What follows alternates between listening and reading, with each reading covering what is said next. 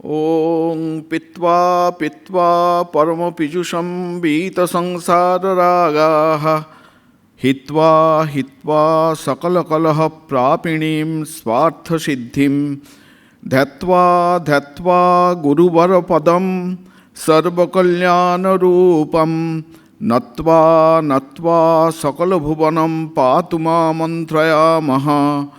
प्राप्तं यद्वै त्वनादिनिधनं वेदोदधिं मथित्वा दत्तं यस्य प्रकरणे हरिहरब्रह्मादिदेवैर्बलं पूर्णं यत्तु प्राणसारैर्भौमनारायणानां रामकृष्णस्तनुं धत्ते तत्पूर्णपात्रमिदं भो। ॐ नमो भगवते श्रीरामकृष्णाय। আমি প্রথমেই মঞ্চে উপস্থিত পূজ্যপাদ শ্রীমৎ স্বামী জ্ঞানব্রতানন্দজি মহারাজের শ্রীচরণে প্রণাম জানাচ্ছি এবং এই প্রেক্ষাগৃহে উপস্থিত পূজনীয় স্বামী জ্যোতিরূপানন্দজি মহারাজ সহ অন্যান্য সকল বরিষ্ঠ সন্ন্যাসীকে আমি আমার ভক্তিপূর্ণ প্রণাম জানাচ্ছি এবং উপস্থিত অন্যান্য সন্ন্যাসী ব্রহ্মচারী ভাইদের আমার প্রীতিপূর্ণ নমস্কার জানাচ্ছি এবং উপস্থিত সকল ভক্ত এবং অনুরাগী অতিথিদের আমার সশ্রদ্ধ নমস্কার জানাচ্ছি। আমরা ইতিমধ্যেই শুনেছি যে রামকৃষ্ণ সংঘের অন্যতম পূর্বতন সহসংঘাধ্যক্ষ শ্রীমৎ স্বামী ওঙ্কারানন্দজি মহারাজের পূর্ণ জীবন কথা আজকে আমরা অনুধ্যান করব। তার সংক্ষিপ্ত জীবনী আমরা ইতিমধ্যেই শুনেছি। আমার পক্ষে বিশেষ করে স্বামী ওঙ্কারানন্দজি মহারাজের জীবনী অনুধ্যানের কতগুলি অসুবিধা, সেই অসুবিধাগুলির কথা প্রথমে বলি। পূজনীয় জ্ঞানব্রতানন্দজি মহারাজ বলেছেন যে আমি মহারাজকে কিন্তু দেখিনি, কিন্তু তার কাছে মন্ত্রদীক্ষা পেয়েছিলেন। যেমন শিলং আশ্রমের মহন্ত ছিলেন এক সময়, সেক্রেটারি ছিলেন সমীর মহারাজ। তারপর আমাদের মঠের অ্যাকাউন্টস দেখতেন এবং সরিষা রামকৃষ্ণ মিশনেও ছিলেন নরোত্তম মহারাজ। শেষ সময়ে তিনি আরোগ্য ভবনে ছিলেন। এরা ছিলেন ওঙ্কারানন্দজি মহারাজের মন্ত্রশিষ্য। এদের দেখেছি এবং কিছু কিছু কথা শুনেছি ওদের কাছ থেকে। এবং আমি আমাদের স্বনামধন্য অধ্যাপক শঙ্করী প্রসাদ বসু ছাড়াও ওঙ্কারানন্দজির বেশ কয়েকজন মন্ত্রদীক্ষিত সন্তানকে আমার দেখবার সুযোগ হয়েছে এবং তাদের মুখে তাদের কথা, ওঙ্কারানন্দজি মহারাজের কথা আমি শুনেছি। এবং ওঙ্কারানন্দজি মহারাজের দীক্ষিত বিমল কুমার ঘোষ, আমাদের কাসুন্দিয়া রামকৃষ্ণ আশ্রমের পূর্বতন সম্পাদক, তাকেও দেখেছি এবং তার মুখ থেকেও মহারাজের কথা শোনার আমার সৌভাগ্য হয়েছে।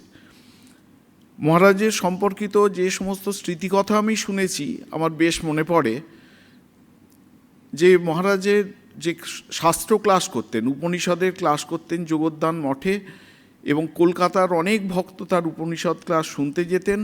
হাওড়া থেকেও অনেক ভক্ত তার উপনিষদ ক্লাস শুনতে যেতেন। এমন পাওয়ারফুল, শক্তিশালী, পেনিট্রেটিং সেই ক্লাসগুলো ছিল। লোকেনবাবু বলে একজন ছিলেন, তিনি তার ক্লাস করতে যেতেন। আমরা লোকেনবাবুকে দেখেছি ছোটোবেলায়।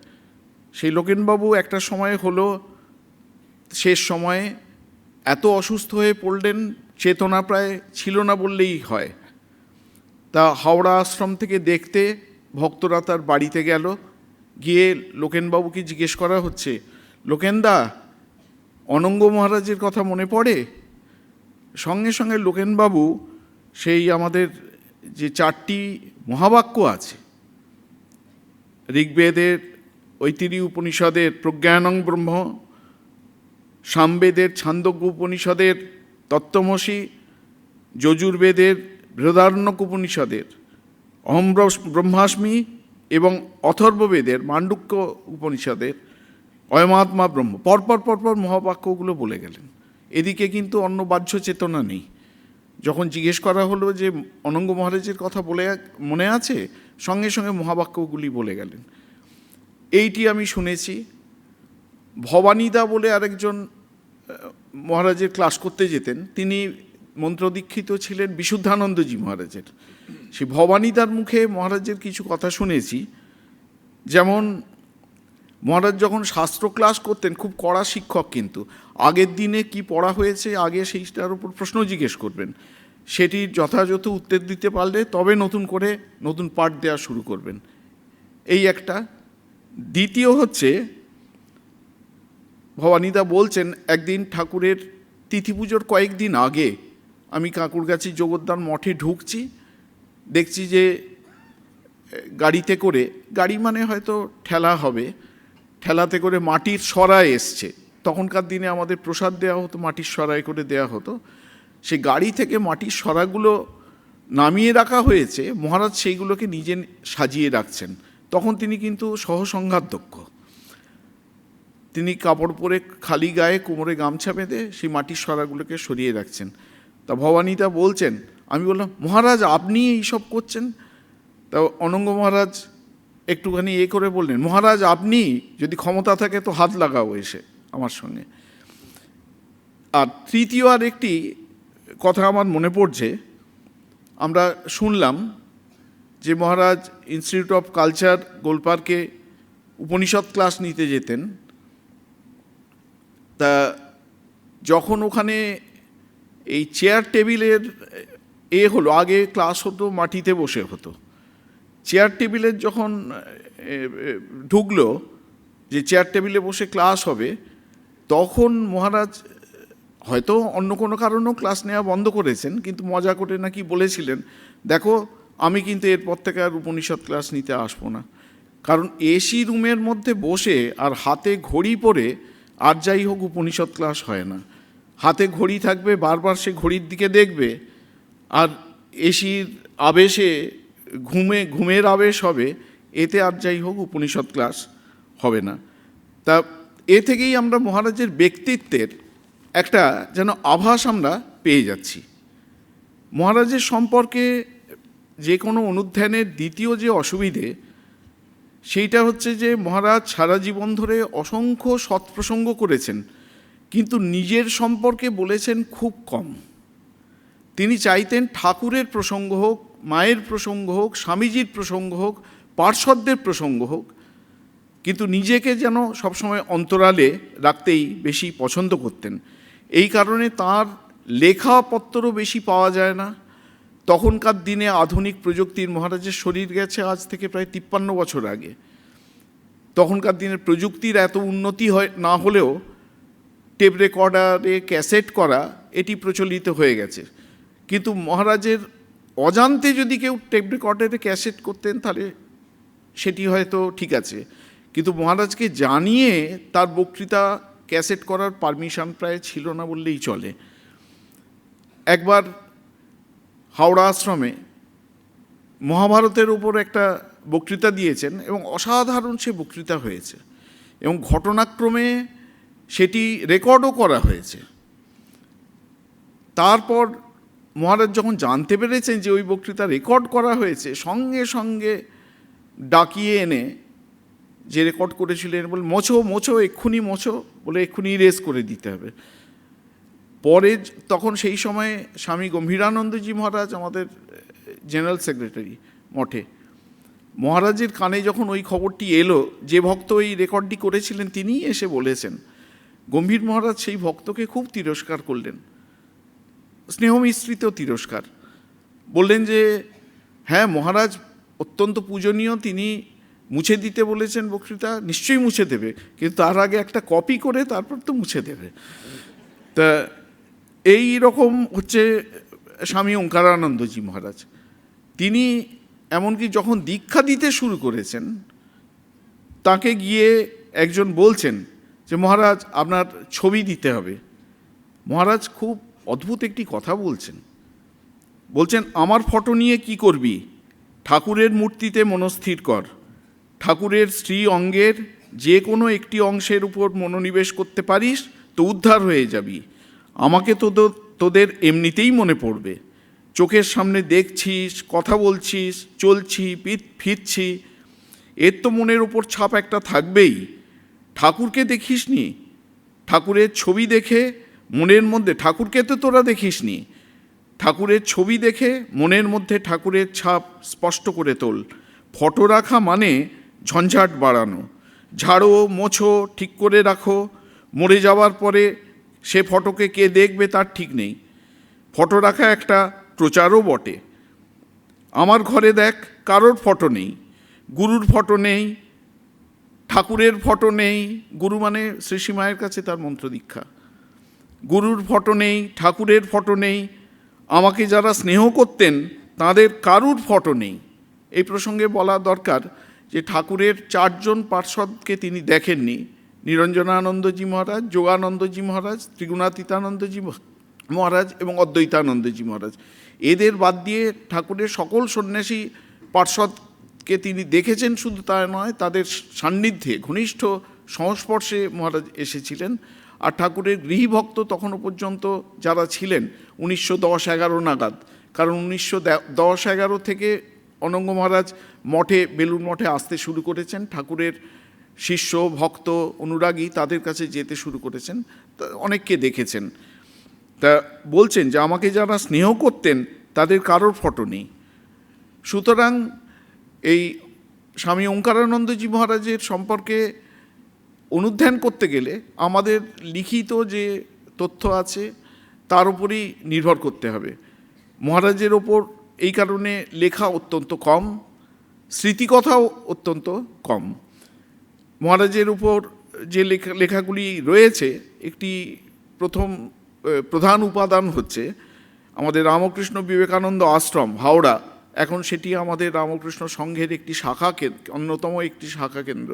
সেখান থেকে প্রকাশিত শ্রীরামকৃষ্ণ স্বামী বিবেকানন্দ ও ধর্মপ্রসঙ্গ, এইটিতে অপূর্ব বই, একটা ক্লাসিক বলা যায় এই বইটি।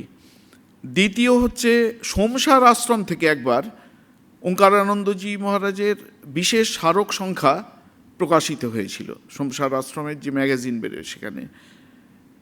তৃতীয় হচ্ছে নিবোধতর একটি বিশেষ সংখ্যায় কয়েকজন মাতাজি মহারাজের স্মৃতিচারণ করেছিলেন।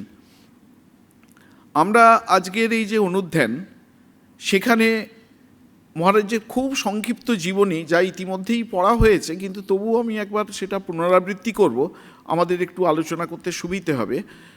এই সংক্ষিপ্ত জীবনীপঞ্জি ছাড়াও মহারাজের ব্যক্তিত্বের বর্ণালীর কয়েকটি দিককে আমরা ধরবার চেষ্টা করব।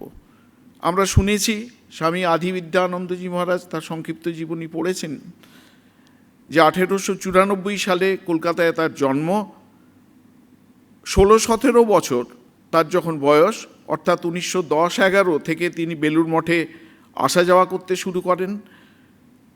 1912-তে শ্রীমর মর্টন স্কুল থেকে এন্ট্রান্স পাস, খুব ছোটোবেলা থেকে তিনি মাস্টারমশাইয়ের কাছে যাচ্ছেন, এবং স্কটিশ চার্চ কলেজ থেকে FA এবং পরবর্তীকালে BA পাস করেছেন। 1919-এ কলকাতা বিশ্ববিদ্যালয় থেকে দর্শনে MA, এবং ওই 19 সালেই MA পাস করবার পর তিনি মঠে যোগদান করলেন, এবং ওই 19 সালেই মহাপুরুষ মহারাজের কাছে তার ব্রহ্মচর্য, এ সম্পর্কে একটু পরে আমরা বলবো। 1923-এ তার হচ্ছে সন্ন্যাস, তখন তার বয়স মাত্র 29 বছর, সন্ন্যাসও মহাপুরুষ মহারাজের কাছে। 1926-এ বেলুড় মঠে একটি মহাসম্মেলন হয়, সেখানে ভক্ত, অনুরাগী এবং সন্ন্যাসীরা সারা ভারত থেকে যোগদান করেছিলেন। সেখানে 2টি খুব গুরুত্বপূর্ণ সিদ্ধান্ত নেওয়া হয়েছিল ওই মহাসম্মেলনে। একটি সিদ্ধান্ত হচ্ছে আমাদের এই রামকৃষ্ণ সংঘের কাজকর্ম খুব সুষ্ঠুভাবে পরিচালনা করবার জন্য একটা ওয়ার্কিং কমিটি তৈরি করা হবে। আর দ্বিতীয় সিদ্ধান্ত হচ্ছে, যে ওয়ার্কিং কমিটির ধারা এখনও পর্যন্ত চলেছে, দ্বিতীয় আরেকটি সিদ্ধান্ত নেওয়া হয়েছিল যে যারা অল্প বয়স্ক সন্ন্যাসী তাদের কয়েকজনকে ট্রাস্টি হিসাবে নির্বাচন করা হবে। তা এই সিদ্ধান্ত অনুসারে 1929 সালে মাত্র ৩৫ বছর বয়সে তিনি একজন বেলুড় মঠের অন্যতম ট্রাস্টি হিসেবে নির্বাচিত হন। 1935-এ মহাপুরুষ মহারাজের শরীর চলে গেল 34-এ, তারপর 35-এ মহাপুরুষ ওঙ্কারানন্দজি মহারাজের আর মঠে মন টিকল না। অনেক দিন থেকেই তার ইচ্ছা ছিল যে কাশীতে গিয়ে বাস করবেন এবং কাশীতে শাস্ত্র চর্চা করবেন, শাস্ত্র অধ্যয়ন করবেন। 1935-এ তিনি কাশী চলে গেলেন এবং এখানে প্রায় তিনি 15 বছর মতো ছিলেন।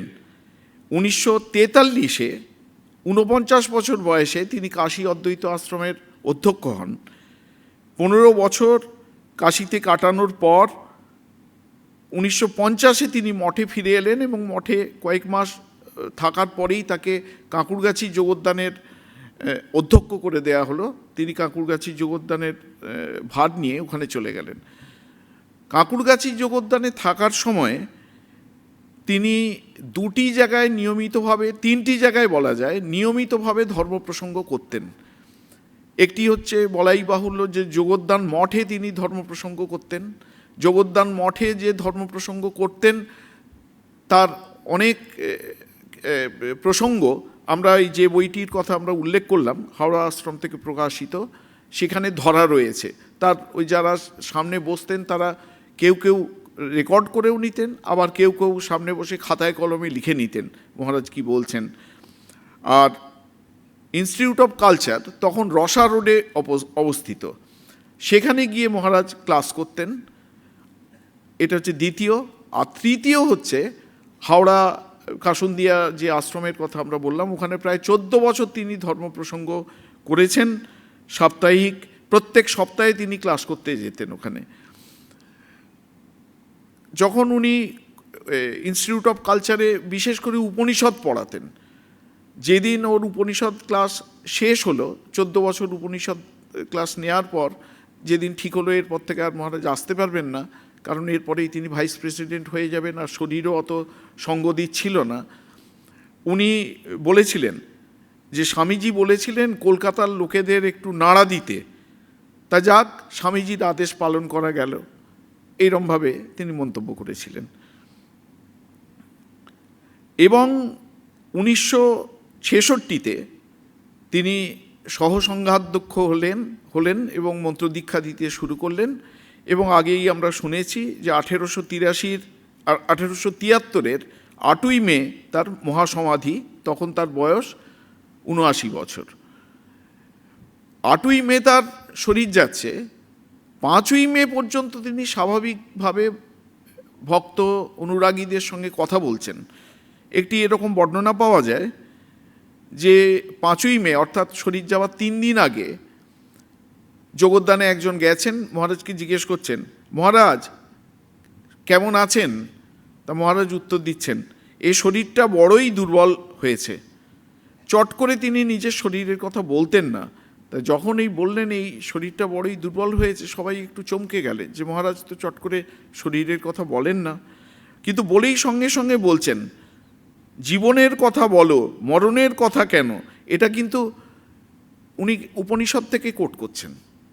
উপনিষদে নচিকেতা যমের কাছে জানতে চেয়েছিলেন যে মৃত্যুর পরে কি হয়, সেই প্রসঙ্গ টেনে বলছেন জীবনের কথা বলো, মরণের কথা কেন, কিন্তু শুনলে না।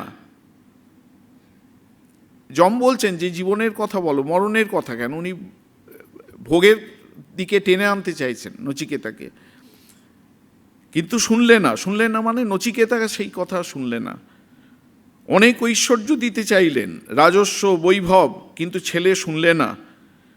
ছোট ছেলে বললে মরণের কথা শুনতে চাই, জীবনের কথা শুনতে চাই না, মরণের কথা বলো। মহারাজ এই প্রসঙ্গ তুলে মানে ওর শরীরের সম্পর্কে জিজ্ঞেস করা হয়েছিল, সেই গোটা প্রসঙ্গটাকে অন্যদিকে ঘুরিয়ে দিলেন, একদম উপনিষদের দিকে ঘুরিয়ে দিলেন।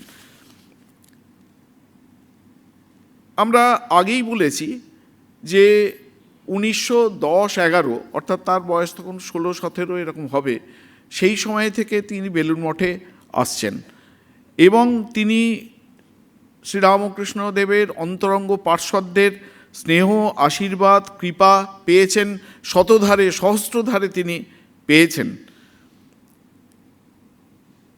একবার তাকে মহাপুরুষজি এবং অন্যান্য পার্ষদরা কীরকম স্নেহ করতেন একটি চিঠির কথা এখানে উল্লেখ করব।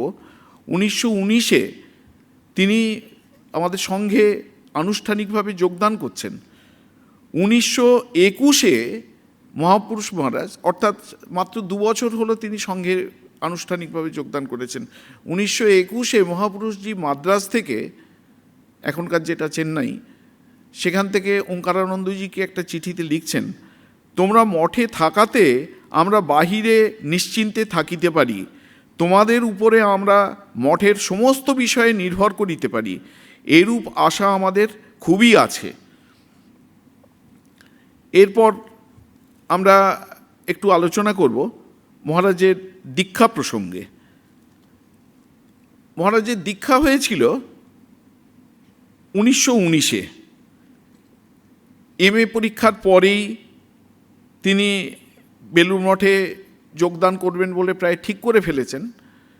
তা মাস্টারমশাই তাকে বলছেন এত তাড়াহুড়ো করবার কি দরকার। এই অবস্থায় অনঙ্গ মহারাজ চলে গেলেন একবারে জয়রামবাটিতে। তখনও তার কিন্তু দীক্ষা হয়নি। জয়রামবাটিতে গেলেন এবং জয়রামবাটিতে গিয়ে মায়ের কাছে নিজের প্রাণের আকাঙ্ক্ষা ব্যক্ত করলেন। বললেন, মা, খুব ডায়লামার মধ্যে রয়েছি, আমার খুব ইচ্ছা যোগদান করি, কিন্তু মাস্টারমশাই এইরকম বলছেন, এত তাড়াহুড়ো করার দরকার কি, তা কি করা উচিত আমি বুঝতে পারছি না। মা সমস্ত শুনলেন কিন্তু কোনো মন্তব্য করলেন না, চুপটি করে থাকলেন। রাত্রে মা তার নিজের যে সেবক, সেই সেবককে বলছেন, দেখো, আজ যে ছেলেটি এসেছে সে সাধু হয়ে মঠে বাস করতে চায়। মাস্টারের বাড়ির কাছেই তার বাড়ি, ঘরে মা ভাইরা সব আছে। সাধু হতে চায় শুনে মাস্টার একটু গড়িমসি ভাব করছে, আর মঠে তারক কিন্তু খুব উৎসাহ দিচ্ছে। তারক মানে মহাপুরুষ মহারাজ। আজ দুপুরে ছেলেটি এসব কথা বলছিল। মাস্টার হাজার হোক নিজে সংসারী কিনা, আর তারক সাদাসিদে সাধু লোক, ঠাকুরের ত্যাগের জ্বলন্ত আদর্শ নিয়ে আছে। আহা, কত ভাগ্যে এমন হয়। তারক ঠিকই বলেছে, সংসারে একবার পড়লে আর উঠতে পারে কজন। ছেলেটির মনে খুব জোর আছে, মঠে থাকবার প্রবল আগ্রহ। পরের দিন সকাল হতে না হতেই যে সেবককে মা এইসব কথা বলেছিলেন, সেই সেবক গিয়ে অনঙ্গ মহারাজকে এইসব কথা বললেন যে মা এইসব কথা বলছেন। শুনে অনঙ্গ মহারাজ সঙ্গে সঙ্গে ঠিক করে নিলেন যে তিনি আর কারোর কথা শুনবেন না, তিনি সঙ্গে যোগ দেবেন, সাধু হবেন। তারপরে তিনি যখন মাকে প্রণাম করতে এলেন, মায়ের চরণে প্রণাম করে তার হৃদয়ের আকাঙ্ক্ষার কথা বললেন যে মা, আমি শিগগিরই মঠে যোগ দেবো বলে ঠিক করেছি। মাও খুব আশীর্বাদ করে বললেন, মনোবাঞ্ছা পূর্ণ হোক বাবা, তারক যা বলেছে খাঁটি কথাই বলেছে, এ তো বহু ভাগ্যের কথা। প্রায় এর 2-1 দিনের মধ্যেই তার দীক্ষা হয়ে গেল এবং দীক্ষা নিয়ে তারপর তিনি কলকাতায় ফিরলেন। এরপর তার ব্রহ্মচর্যের প্রসঙ্গে আমরা একটুখানি আলোচনা করবার, অনুধ্যান করবার চেষ্টা করব।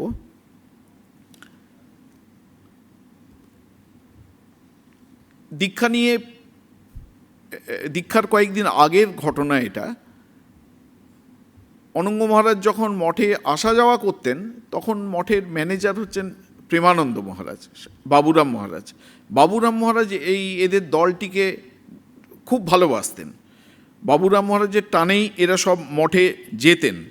মহাপুরুষজি সেসব দেখেছেন, দূর থেকে দেখেছেন। এরপর বাবুরাম মহারাজের যখন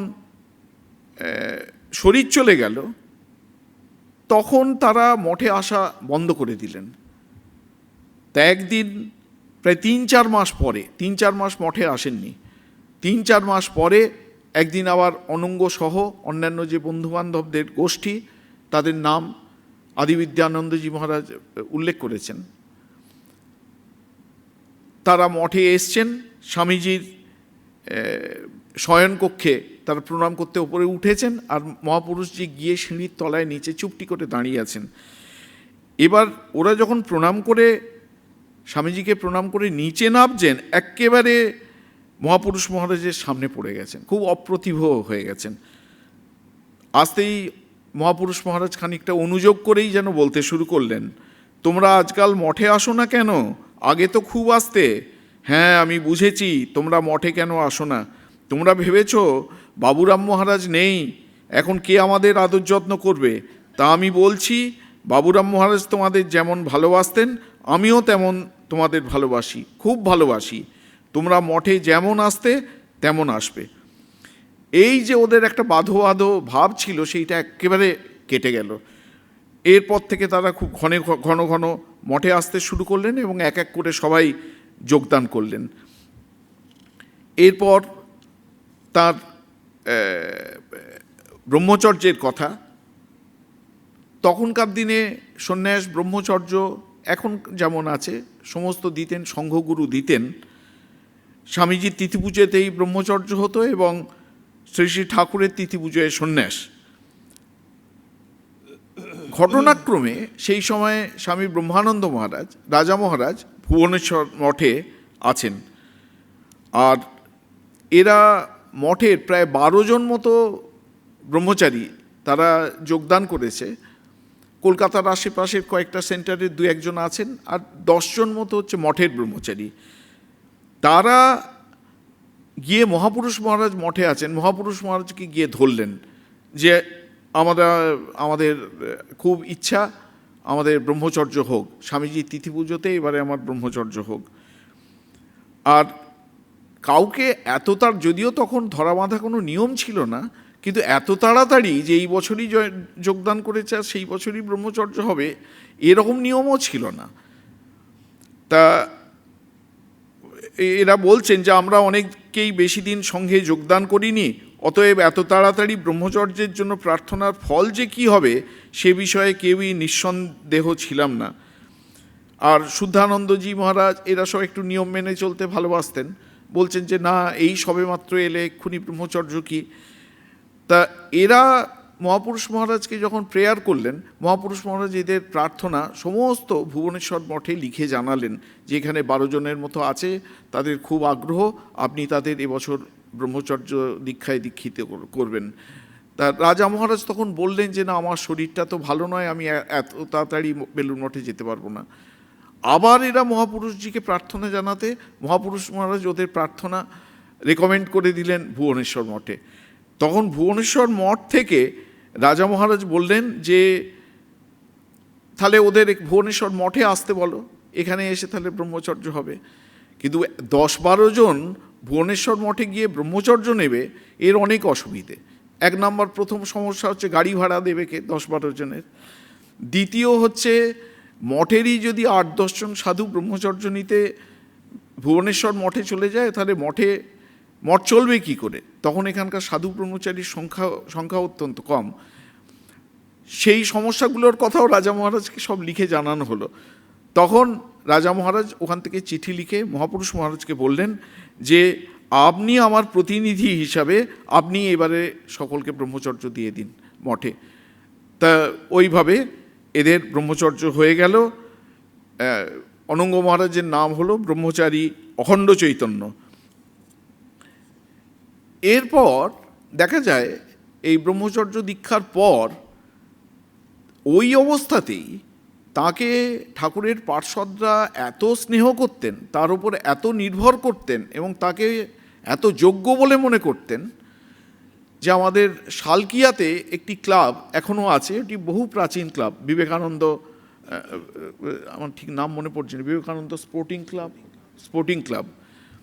সেই বিবেকানন্দ স্পোর্টিং ক্লাব বহুদিন ধরে কিন্তু ধর্মসভার আয়োজন করছেন এবং বেলুড় মঠ থেকে সাধুরা গিয়ে ওখানে ধর্মসভায় বক্তৃতা দিতেন।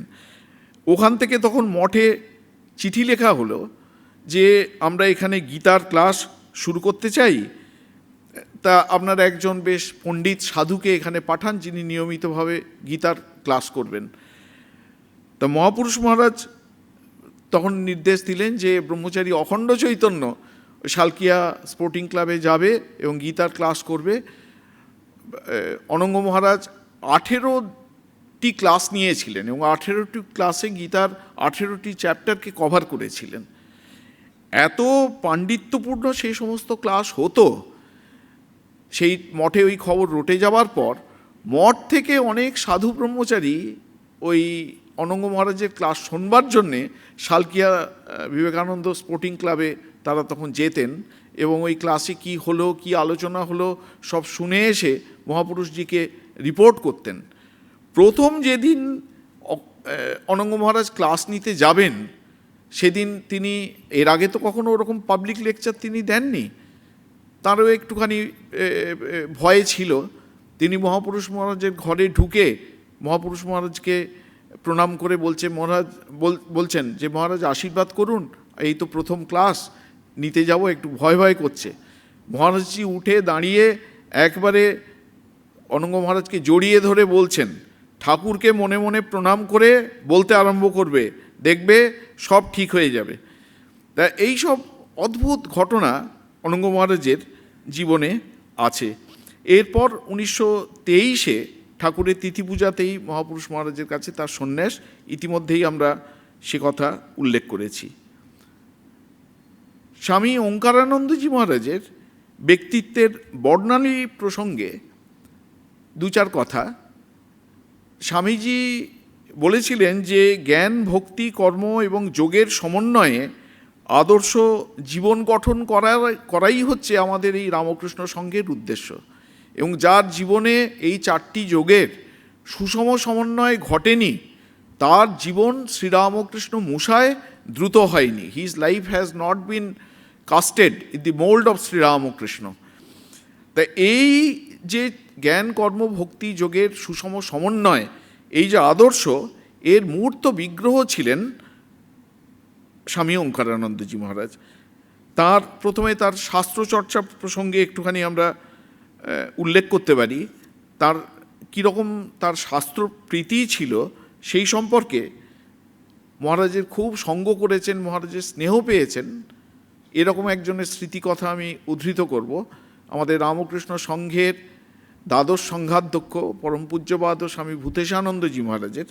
মহারাজ বলছেন, শাস্ত্রচর্চায় আগ্রহ থাকলেও কারোর খুব থাকলেও মঠে তখনকার দিনে পরিবেশ শাস্ত্রচর্চার অনুকূল খুব একটা ছিল না। তখন ইলেকট্রিক আলো নেই, খরচের অর্থের এত টানাটানি যে কেরোসিন তেলেরও রেশন, আলো জ্বালাবার তেল এমন বেশি পাওয়া যেত না যে বেশি রাত পর্যন্ত আলো জ্বালিয়ে পড়াশোনা করি। ঠাকুর ঘরে, অর্থাৎ পুরানো ঠাকুর ঘরে যে সেঁজের বাতি জ্বালানো হতো, সেই বাতির তলার অংশগুলি অনঙ্গ মহারাজ জোগাড় করে রাখতেন। সেগুলি জ্বালিয়ে রাত জেগে শাস্ত্রপাঠ হতো। তার নিজের ঘরটিও মোটেই সুবিধে ছিল না। গেস্ট হাউসের একেবারে উপরে একটি ছোট ঘর ছিল, যাকে আমরা টং বলতাম। সেখানে তিনি থাকতেন। বৃষ্টি হলে সেখানে জল ঢুকত, জিনিসপত্র ভিজে যেত। তিনি সেসব ভ্রুক্ষেপ করতেন না। অসাধারণ নিষ্ঠার সঙ্গে একাগ্র মনে শাস্ত্রচর্চা করতেন।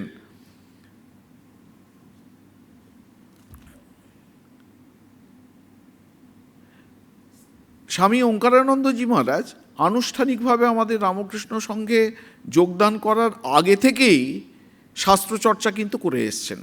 শোনা যায় যে তিনি সংঘে ব্রহ্মচারী হিসাবে যোগদানের আগেই গীতার যে মধুসূদন সরস্বতীর গুরুয়ার্থ দীপিকা সেটি পড়ে ফেলেছিলেন।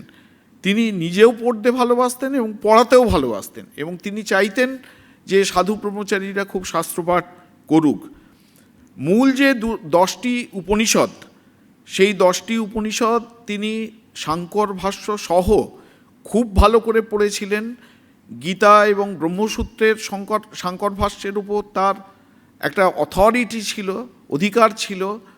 শ্রীমদ্ ভাগবত এবং অন্যান্য পুরাণ এবং তন্ত্র তিনি খুব ভালো করে পড়েছিলেন, এবং 10টি যে উপনিষদ, সেই উপনিষদের বেশিরভাগই প্রায় তার কণ্ঠস্থ ছিল। অনর্গল তিনি উদ্ধৃত করতে পারতেন। যখন মঠে রাসের সময় রাস পঞ্চাধ্যায়ী থেকে পাঠ হতো, তখনকার দিনে 3 দিন নয়, মোটামুটি প্রথমে হতো যে একদিনই পাঠ হবে। তারপরে দেখা যেত অনঙ্গ মহারাজ সকাল থেকে উপোস করে সারাদিন কিচ্ছু খেতেন না। রাত্রিবেলায় পাঠ শেষ করে তারপর তিনি জলগ্রহণ করবেন। এরপর দেখা গেল যে সেই দিন প্রথম দিনই তিনি পাঠ শেষ করতে পারলেন না, তখন তিনি বলতেন যে তাহলে পরের দিন বাকি অংশটুকু পাঠ হবে। এইভাবে পরে পরে আমাদের মঠে রাস উপলক্ষে 3 দিনের পাঠের প্রচলন হয়েছে। সেই রাসের পাঠের সময় তিনি সারা দিন ধরে উপোস করে থাকতেন, পাঠ শেষ করে তারপর রাত্রে জলগ্রহণ করতেন। এবং তিনি এমনি তখনও বলা হতো, এখনও বলা হয়, যে যারা ন্যায়শাস্ত্র খুব ভালো করে পড়েনি তাদের প্রস্থানত্রয়ের ওপর যে সাংকর ভাষ্য আছে সেটিতে ঠিক ঠিক অধিকার জন্মায় না। এটি অনঙ্গ মহারাজও খুব ভালো করে জানতেন। তা তিনি যখন কাশী গেলেন, তার খুব ইচ্ছে হলো যে খুব ভালো করে পণ্ডিত রেখে তিনি ন্যায়শাস্ত্র পড়বেন। পণ্ডিত রাজেন্দ্রনাথ ঘোষ, যিনি পরবর্তীকালে স্বামী চিদ্ঘনানন্দ পুরী নামে আমাদের সংঘেরই একজন সন্ন্যাসী, প্রগাঢ় পণ্ডিত ছিলেন। তিনি কলকাতা বিশ্ববিদ্যালয়ের একটা সময় অধ্যাপনাও করেছেন। সে পণ্ডিত রাজেন্দ্রনাথ ঘোষ তখন কাশীতে আছেন। তিনি ন্যায়ের একজন পণ্ডিত ঠিক করে দিলেন, হারান পণ্ডিত বলে। তা সেই হারান পণ্ডিত এত ব্যস্ত মানুষ, তিনি বললেন যে আমি 30 মিনিটের বেশি কিন্তু সময় দিতে পারবো না। তা তাই সই উনি হারান পণ্ডিতের কাছে ন্যায় শাস্ত্র পড়তে যাচ্ছেন। দেখা যাচ্ছে 30 মিনিট দূরের কথা, 3 ঘন্টা হয়ে গেছে, পাঠ সে পড়ানো আর শেষ হয় না। যখন হারান পণ্ডিতকে জিজ্ঞেস করা হলো যে পণ্ডিত মশাই, আপনি তো বলেছিলেন 8 ঘন্টার বেশি সময় দিতে পারবেন না, তো এই তো 3 ঘন্টা 3.5 ঘন্টা হয়ে যাচ্ছে, তো শাস্ত্রপাঠ আর শেষ হয় না। তখন তিনি বলছেন, দেখো, সারা ভারতবর্ষ থেকে আমার কাছে ন্যায়শাস্ত্র পড়বার জন্য ছাত্র এসেছে, কিন্তু এরকম মেধাবী ক্ষুরোধার বুদ্ধি সম্পন্ন ছাত্র আমি কখনো পাইনি। এরকম ছাত্রকে পড়িয়েও আনন্দ। এরপর শুধু কেবলমাত্র তিনি যে ন্যায়শাস্ত্র পড়লেন তাই নয়, কাশীর পণ্ডিতদের কাছে একদম স্বরদর্শনটাই পড়ে ফেললেন। তিনি পরবর্তীকালে বলতেন অনঙ্গ মহারাজ যে, কারণ শাস্ত্র পড়লে একটুখানি স্বাভাবিকভাবেই একটু অভিমান অহংকার এসব তো হয়। তো সেই প্রসঙ্গে পরবর্তীকালে ওঙ্কারানন্দজি মহারাজ বলতেন, দেখো ভাই, যখন সাধু হই তখন ভেবেছিলাম স্বামীজি বিএ পাশ করেছেন আর আমরা এমএ পাশ করেছি। স্বামীজির বলিষ্ঠ শরীর আমাদেরও বলিষ্ঠ শরীর। এখানে তিনি আমাদের বলছেন, কিন্তু আসলে নিজের সম্পর্কে বলছেন। স্বামীজির বলিষ্ঠ শরীর আমাদেরও বলিষ্ঠ শরীর। তিনি নির্বিকল্প সমাধি লাভ করেছেন, আর আমরাও 6 মাস চেষ্টা করলে নির্বিকল্প সমাধি লাভ করতে পারবো না কেন? কিন্তু ভাই, যত দিন যাচ্ছে দেখছি বছরের পর বছর গড়িয়ে যাচ্ছে, স্বামীজির একটা কেশাগ্রেরও তুল্য হতে পারলাম না। কি অদ্ভুত মানে অভিমান শূন্যতা, আত্মবিশ্লেষণ। স্বামী ওঙ্কারানন্দজি এক কথায় ছিলেন পুরুষ সিংহ, একটা ডায়নামিক ক্যারেক্টার। মঠে থাকার সময় শাস্ত্রপাঠ করছেন, সঙ্গে সঙ্গে পূজার ঘর, ভাণ্ডার ঘর দেখাশোনা করছেন। দুপুরে প্রসাদ পাওয়ার পর একা একা পড়াশোনা করছেন, বিশ্রাম নেওয়ার কোনো প্রশ্নই নেই। রাত্রে কটা পর্যন্ত জপ ধ্যান করছেন তার কোনো ঠিক ঠিকানা নেই। বিশেষ বিশেষ পূজা দিতে সারাদিন সারা রাত্রি উপোস করে পূজা পাঠ করছেন। রিলিফের কাজে কখনো গঙ্গাসাগর, আবার যখন রিলিফ করবার দরকার হচ্ছে কখনো গঙ্গাসাগর দৌড়ে যাচ্ছেন, কখনো ঘাটালে দৌড়ে যাচ্ছেন। ঘাটাল বন্যা হলেই একটু সামান্য বৃষ্টি হলেই ডুবে যায়। ঘাটালে বন্যাত্রাণ, দুর্ভিক্ষ ত্রাণ ইত্যাদি করতে যাচ্ছেন। কাশীতে যখন ছিলেন তখন শিখ, বৌদ্ধ, খ্রিস্টান, বৈষ্ণব, শাক্ত, শৈব সকল সম্প্রদায়ের সাধু মহাত্মাদের আহ্বান করে সমবেত অনুধ্যান শিবিরের আয়োজন করছেন। পূজা, এক কথায় বলতে গেলে তিনি পূজার ব্যাপারে অথরিটি একজন। দুর্গা পূজা, কালী পূজা, লক্ষ্মী পূজা, সরস্বতী পূজা, জগদ্ধাত্রী পূজা, একবার তন্ত্রধারক ছাড়াই তিনি পূজা করতে পারতেন। এবং তন্ত্রধারক হিসেবে যখন কাজ করতেন থাকতেন তখন কোনো পুঁথি না দেখেই তিনি মন্ত্র পরপর পুঁথির দিকে তাকানোর তার দরকার পড়তো না। মন্দির প্রতিষ্ঠার যাবতীয় মন্ত্র এবং স্মৃতিশাস্ত্র সম্মত খুঁটিনাটি তার নখদর্পণে ছিল। এমনকি কাশী অদ্বৈত আশ্রমে যখন এবং কাশী অদ্বৈত আশ্রমের মন্দির প্রতিষ্ঠা, বেলুড় মঠের মন্দির প্রতিষ্ঠা যখন হচ্ছে, তার এই যে পূজাদি কার্য সম্পন্ন হয়েছিল সব হচ্ছে স্বামী ওঙ্কারানন্দজির নেতৃত্বে, তত্ত্বাবধানে সম্পন্ন হয়েছিল। মহাপুরুষজির সময়েই এই ওঙ্কারানন্দজির বিশেষ আগ্রহে মঠে দুবার সপ্তশতী হোমের আয়োজন হয়েছিল। একবার হয়েছিল আমাদের যে পুরানো মন্দির, তার পাশের আমাদের মঠ অফিস আছে, ওখানে আগে দুর্গাপুজো হতো, প্রথম দুর্গাপুজো ওখানেই হয়েছিল। ওখানে একবার সপ্তশতী হোম হয়েছিল, আর দ্বিতীয় সপ্তশতী হোম হয়েছিল মায়ের মন্দিরের সামনে। এই স্বামী অপূর্বানন্দজি মহারাজ স্মৃতিচারণ করেছেন, বলছেন যে এই মায়ের মন্দিরের সামনে যখন সপ্তশতী হোম হবে তার কয়েক মাস আগে থেকে তোড়জোড় হচ্ছে। তিনি 12 জন ব্রহ্মচারীকে বেছে নিলেন, তাদের বলা হতো ব্রতী।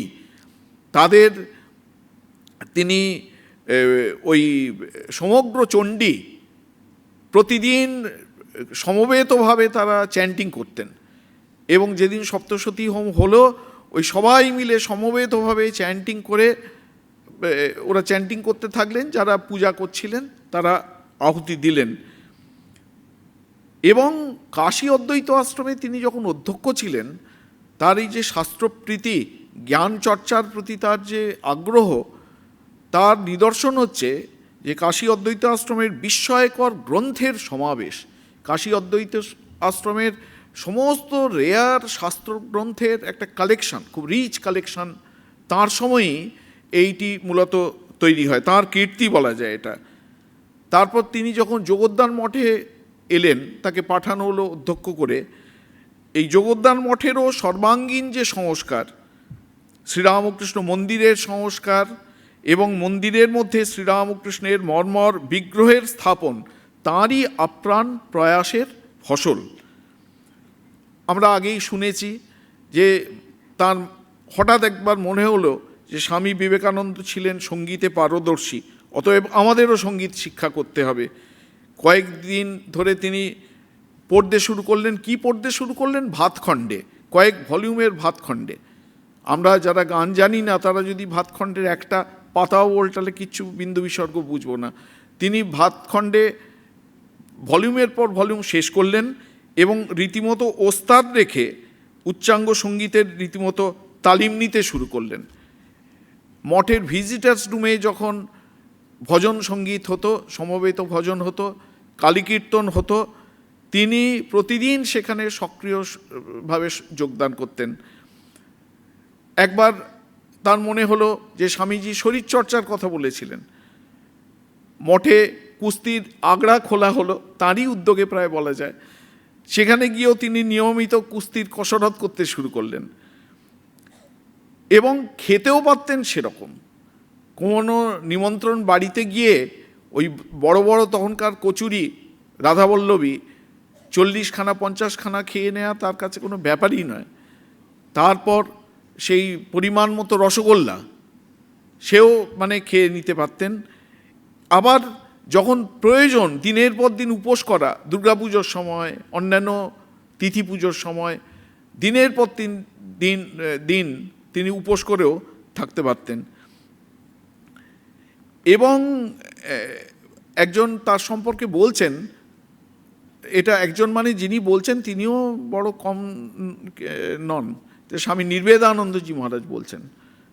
তিনি বলছেন যে দেখো, ভগবান আমাদের সকলকেই কম বেশি সত্য রজ তম এই 3টে গুণের কম বেশি একটু সবকটা গুণই দিয়েছেন, কিন্তু তিনি এই অনঙ্গকে বোধহয় রজ এবং তম দিতে একদম ভুলে গেছেন। ভগবান রজ এবং তম অনঙ্গকে দিতে একেবারেই ভুলে গেছেন। ঠাকুরের পার্ষদদের, সিনিয়র সন্ন্যাসীদের কিভাবে সম্মান রক্ষা করতে হয় তার একদম প্রকৃষ্ট দৃষ্টান্ত পাওয়া যায় এই ওঙ্কারানন্দজির জীবনটি দেখলে। একটি ঘটনার কথা আমরা পাই। তখন মহাপুরুষ মহারাজ দেওঘরে আছেন এবং বিকেলবেলা প্রতিদিনই কোনো না কোনো দিকে হাঁটতে বেরোতেন, ঘুরতে বেরোতেন। সেই দিনে ওরা গেছেন বালানন্দ আশ্রমের দিকে গেছেন। এবার বালানন্দ ব্রহ্মচারীর আশ্রমের পাশ দিয়ে যখন যাচ্ছেন, হঠাৎ শুনলেন এটি হচ্ছে বালানন্দ ব্রহ্মচারী, খুব উচ্চকোটির সাধক একজন, বালানন্দ ব্রহ্মচারীর আশ্রম। তা তিনি সব তার সাঙ্গপাঙ্গদের নিয়ে বালানন্দ ব্রহ্মচারীর আশ্রমে ঢুকে পড়লেন। অনঙ্গ মহারাজও তখন সেখানে ছিলেন, অনঙ্গ মহারাজ, জগদানন্দজি, এরা সব ছিলেন। বালানন্দ ব্রহ্মচারী বললেন যে আমি না ডাকতেই রামকৃষ্ণ সংঘের প্রেসিডেন্ট মহাপুরুষ মহারাজ চলে এসছেন। বললেন, মহারাজ এরম করে আশ্রমে এলে হবে না, একদিন আমি আপনাকে আশ্রমে নেমন্তন্ন করব, সেদিন আপনাকে বিশেষভাবে এখানে আসতে হবে। তো মহাপুরুষ মহারাজ বললেন, ঠিক আছে, আমি আসবো। তা পরে একদিন এই অনঙ্গ মহারাজ, জগদানন্দজি, এদের সব নিয়ে মহাপুরুষ মহারাজ বালানন্দ ব্রহ্মচারীর আশ্রমে গেলেন। এবার ঢোকার পর ওদের একটি নিম গাছ আছে, সেই নিম গাছের চারপাশটায় সুন্দর করে বাঁধানো আছে। সেই বাঁধানো বেদির ওপর মহাপুরুষ মহারাজ, বালানন্দ ব্রহ্মচারী, জগদানন্দজি এরা সব বসে আছেন। ওঙ্কারানন্দজি এবং অন্যান্য যারা জুনিয়ররা তার পেছনে দাঁড়িয়ে আছেন। বালানন্দ ব্রহ্মচারী এবং মহাপুরুষ মহারাজের আলোচনা হচ্ছে যে জ্ঞানী এবং বিজ্ঞানীর পার্থক্যটা কী, এই সম্পর্কে আচার্য শঙ্কর কি বলছেন, এবং আচার্য শঙ্কর নিজে জ্ঞানীর পর্যায়ে পড়েন না বিজ্ঞানীর পর্যায়ে পড়েন, সমস্যাটা হচ্ছে এইটা। তা মহাপুরুষ মহারাজ সঙ্গে সঙ্গে বললেন যে আচার্য শঙ্কর বিজ্ঞানী। একটু বালানন্দ ব্রহ্মচারী মেনে নিলেন, কিন্তু একটু দূরে বালানন্দ ব্রহ্মচারীর একজন শিষ্য পূর্ণানন্দ, স্বামী পূর্ণানন্দ, তিনি দাঁড়িয়েছিলেন। তিনি এগিয়ে এসে মহাপুরুষটিকে বলছেন, একটি সংস্কৃত শ্লোক কোট করলেন, কোট করে বলছেন, তাহলে এই শ্লোকে বলুন যে এই শ্লোকটির অর্থ কী, এই শ্লোকে আচার্য শঙ্কর কি জ্ঞানী না বিজ্ঞানী? মহাপুরুষ মহারাজ চুপ করে রয়েছেন, আর তার সঙ্গে যারা গেছেন তারা সবাই অনঙ্গ মহারাজের গায়ে চিমটি কাটছেন, বলছেন, এই তুই গিয়ে উত্তর দে না, তুই শাস্ত্র পড়া লোক, তুই গিয়ে উত্তর দে। তা অনঙ্গ মহারাজ বলছেন, আমি আর দুই মহাপুরুষের কথা হচ্ছে, তাদের মধ্যে আমি আর ঢুকি কেন? আর তারপর এখানে যেমন জগদানন্দজি মহারাজের মতো মানুষ রয়েছেন, তিনি মনে করলে এর উত্তর দেবেন। কিন্তু ওই পূর্ণানন্দ আবার মহাপুরুষজিকে বললেন, আমাকে বলুন এই শ্লোকে শঙ্করাচার্য জ্ঞানী কি বিজ্ঞানী? তখন অনঙ্গ মহারাজ বলছেন, স্মৃতিচারণ করেছেন, বলছেন, আমি আর থাকতে পারলুম না, আমি দাঁড়িয়ে উঠে হাত জোড় করে বললেন, যদি অনুমতি করেন আমি তবে উত্তরটা দিয়ে দিই। এই শুনে মহাপুরুষজি বললেন, হ্যাঁ হ্যাঁ দাও দাও। বলছেন, তখন আমি পূর্ণানন্দকে বললাম, আপনি তর্ক করতে চান না অধ্যাত্ম শুনতে চান? পূর্ণানন্দজি বললেন, আমি অধ্যাত্ম শুনতে চাই। তখন আমি বললাম, অধ্যাত্মের কথাই তো হচ্ছিল এদের দুজনের মধ্যে, সেখানে আপনি বাধা সৃষ্টি করলেন, তার মানে আপনি তর্কই চান। তা তর্ক যখন হবে তাহলে তার তো একটা ভাষা দরকার, সে ভাষাটা ঠিক হোক। বলুন, বাংলায় তর্ক হবে, হিন্দিতে তর্ক হবে, ইংরেজিতে তর্ক হবে না সংস্কৃতে তর্ক হবে? আমি হিন্দিটা খুব ভালো জানি না, আমি অন্য তিনটে ভাষার যে কোনো একটায় আমি কিন্তু তর্ক করতে রাজি আছি। এই কথাগুলি যখন জোরের সঙ্গে অনঙ্গ মহারাজ বলছেন, তখন বালানন্দ ব্রহ্মচারী বুঝতে পেরেছেন যে একটা কিছু গড়বড় হতে যাচ্ছে, এবং উনি এই অনঙ্গ মহারাজের কথা জানতেন।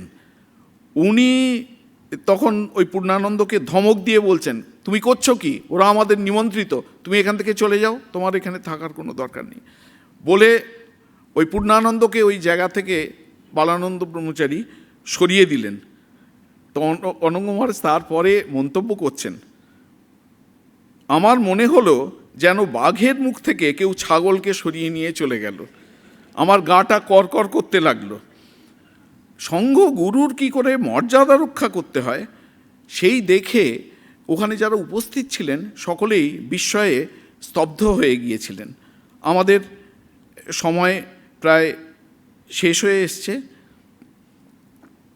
এইটুকু শুধু বলা যে আমাদের এই যে আজকে ব্রহ্মচারী প্রশিক্ষণ কেন্দ্র প্রায় 70 বছর হতে চলল। 1956 সালে যার যাত্রা শুরু, আনুষ্ঠানিক যাত্রা শুরু, এই ব্রহ্মচারী প্রশিক্ষণ কেন্দ্রের পেছনেও, নির্মাণের পেছনেও কিন্তু ওঙ্কারানন্দজির প্রভূত অবদান। আমাদের রামকৃষ্ণ সংঘের 10ম সংঘগুরু শ্রীমৎ স্বামী বীরেশ্বরানন্দজি মহারাজ তিনি তাঁর এক স্মৃতিকথায় বলছেন যে 1935-36 সালে এই যে আমাদের একটা ব্রহ্মচারী প্রশিক্ষণ কেন্দ্র দরকার, তা সেখানে কি কি পড়ানো হবে, কি কি ভাবে পড়ানো হবে, এবং সেখানে আর কি কি সব কাজকর্ম থাকবে, এই সম্পর্কে অনঙ্গ মহারাজ সমস্ত আমাকে কিন্তু তখন আমার সঙ্গে আলোচনা করেছিলেন এই বিষয়ে। আর আমাদের সময় হয়ে গেছে, গম্ভীর মহারাজেরও এখানে একটুখানি কথা উল্লেখ করা যায়। আমাদের রামকৃষ্ণ সংঘের একাদশ সংঘগুরু পূজ্যপাদ স্বামী গম্ভীরানন্দজি মহারাজ তিনি বলছেন যে ওঙ্কারানন্দজি মহারাজ এত পণ্ডিত কিন্তু এত অভিমান শূন্য। তিনি তখন ব্রহ্মচারী দেওঘরে রয়েছেন, সেই অবস্থাতেই গম্ভীর মহারাজ দেওঘরে রয়েছেন, বললেন আমি সিদ্ধান্ত লেশ সংগ্রহ আমার ইচ্ছে হলো যে বাংলায় আমি ট্রান্সলেশন করব। কেন না করলে আমার নিজেরই এই প্রকরণ গ্রন্থটি আরও ভালো করে বুঝতে পারবো। যাই হোক, ট্রান্সলেশন সম্পূর্ণ হলো। আমি ওঙ্কারানন্দজিকে বললাম যে মহারাজ আপনি যদি কৃপা করে এই বইটি আদ্যপান্ত এডিট করে দেন তাহলে আমি খুব কৃতার্থ বোধ করব। তা তখন ওঙ্কারানন্দজি বললেন আমি গরমের ছুটিতে যখন এতে যাব, দেওঘরে যাব, তখন আমি এই বইটিকে দেখব, এই কাজটা করব। তা গম্ভীর মহারাজ বলছেন যে ওঙ্কারানন্দজি দেওঘরে এসে ওই আমরা বই নিয়ে পড়লাম, আমি পড়ে যেতাম, আর ওঙ্কারানন্দজি চোখ বুজে শুনতেন, যেখানে ওনার কিছু বলার দরকার পড়তো উনি বলতেন, আমি সেই মতো কারেকশান করতাম। একবার একটা জায়গায় অনুবাদ নিয়ে তিনি বললেন দেখো এটার অনুবাদ কি এইরকম হবে, আমার তো মনে হচ্ছে এটা এরকম হবে। তা গম্ভীর মহারাজ তখন বলছেন যে আমি তাহলে বললাম তাহলে মহারাজ আমি কারেকশান করে নিচ্ছি। তো ওঙ্কারানন্দজি বললেন না না দেখো, আমি যার কাছে এই সিদ্ধান্ত লেশ সংগ্রহ পড়েছি সেই পণ্ডিত মশাইকে একবার জিজ্ঞেস করা দরকার। বলে তিনি সেই পণ্ডিত মশাইকে চিঠি লিখলেন। পণ্ডিত মশাই বললেন যে ওঙ্কারানন্দজি মহারাজ যে মতটা দিচ্ছেন ওটাই সঠিক। তা এই যে তিনি নিজে একজন অথরিটি, কিন্তু তিনি যখন কোনো সংশয় হচ্ছে সে সংশয়ের ক্ষেত্রে আরেকজন পণ্ডিতকে রেফার করছেন, একদম সম্পূর্ণ অভিমান শূন্য একটা এই চিত্র আমরা দেখি।